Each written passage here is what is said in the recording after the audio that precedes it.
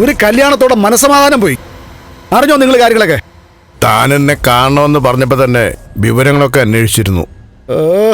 എന്താ വാമേട്ടാ ഇതൊക്കെ? നിങ്ങൾക്ക് എന്നെ അറിയാവുന്നല്ലേ?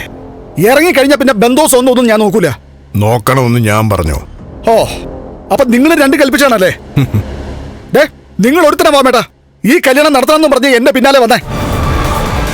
അന്ന് മൂത്തനൊരു പ്രതിമയാണെന്നും ഇളയവനാണ് എല്ലാത്തിന്റെയും മേൽനോട്ടത്തൊക്കെയാ നിങ്ങൾ എന്നോട് പറഞ്ഞേ. ഇളയവൻ മാത്രമല്ല, അവനും എന്റെ മകൻ മേഘനും കൂടിയാ എല്ലാം നോക്കി നടത്തുന്നത്. പക്ഷേ എല്ലാ ബിസിനസിന്റെയും കൺട്രോൾ അവന്റെ കയ്യിലാ, ആ കണ്ണന്റെ. അന്ന് നിങ്ങളത് പറഞ്ഞില്ലായിരുന്നല്ലോ?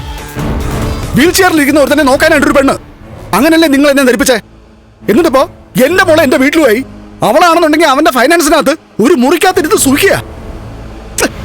എന്തിനാ മാമേട്ടാ എന്നോട് ഇങ്ങനെ ചതി ചെയ്തേ? അതൊരു ചതിയല്ല, പ്രത്യുപകാരമാ. ഒന്നും മനസ്സിലായില്ല. എടോ, നമ്മൾ തമ്മിലൊരു ഡീൽ ഉറപ്പിച്ചതാ. ഓർമ്മയുണ്ടോ അതെനിക്ക്?